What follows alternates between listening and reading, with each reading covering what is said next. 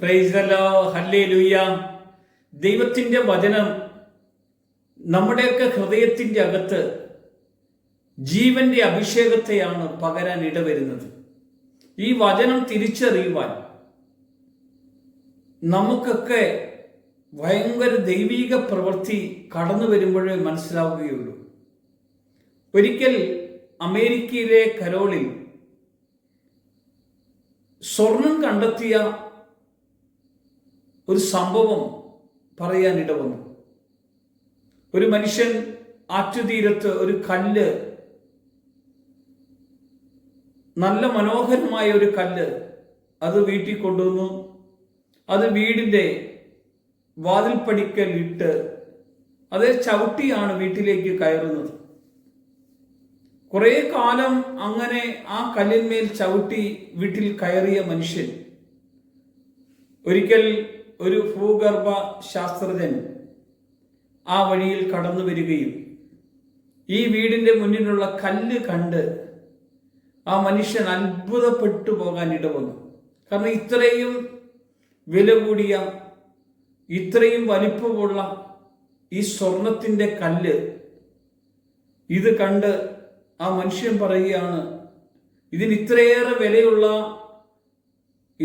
ഇത് സ്വർണ്ണക്കല്ലാണെന്ന് പറയുമ്പോൾ അപ്പോഴാണ് ആ കർഷകനായ മനുഷ്യന് മനസ്സിലായത് തൻ്റെ വീടിൻ്റെ മുമ്പിൽ താൻ എല്ലാ ദിവസവും ചവിട്ടിക്കേറിയ കല്ലിൻ്റെ വില എന്താണെന്ന്. പ്രിയമുള്ളവരെ, യേശുവിൻ്റെ ശിഷ്യന്മാരും ഇതുപോലെയായിരുന്നു.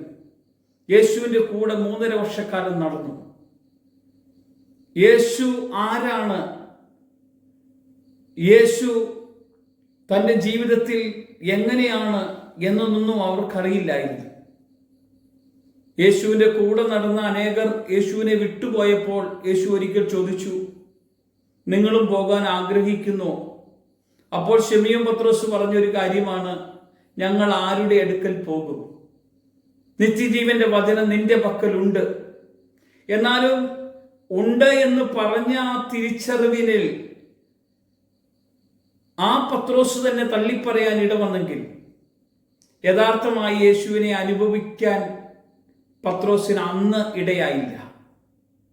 എന്നിട്ടാണ് യേശു യോഹന്നാൻ സുവിശേഷം 14-ാം അധ്യായത്തിന്റെ 6-ാമത്തെ വചനം പറഞ്ഞത്, എൻ്റെ കൂടെ നടന്നിട്ടും നിങ്ങൾ എന്നെ അറിയുന്നില്ലേ എന്ന് യേശു പറയാൻ ഇടവന്നിട്ട് യേശു പറയാണ്, വഴിയും സത്യവും ജീവനും ഞാനാകുന്നു.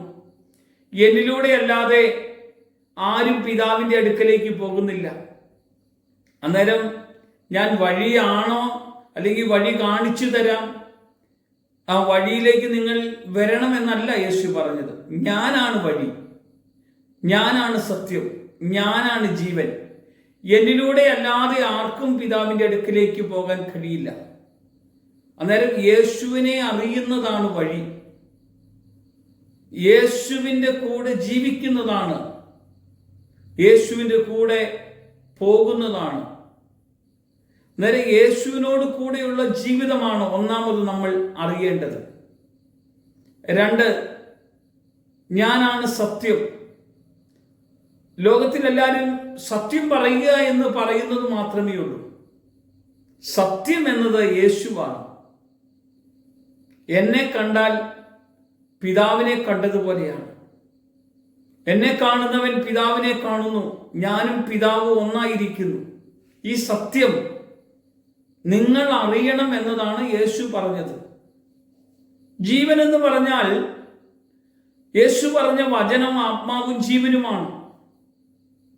യേശു പറഞ്ഞ വചനം മരണത്തിൽ നിന്ന് ജീവനിലേക്കുള്ള പ്രവേശനമാണ്. യേശുവിൻ്റെ കൂടെയുള്ള ജീവിതം സത്യത്തിലൂടെ മരണമില്ലാത്ത ഒരു ജീവിതത്തിലേക്കാണ് നമ്മളെ കൂട്ടിക്കൊണ്ടുപോകുന്നത്. അവൻ്റെ കൂടെ പോയവർ എല്ലാവരും ജീവനിലേക്കാണ് പോയത്. നിത്യജീവന്റെ വചനം നിന്റെ പക്കലുണ്ട്, നീ ദൈവത്തിൻ്റെ പരിശുദ്ധനെന്ന് ഞങ്ങൾ അറിയുന്നു.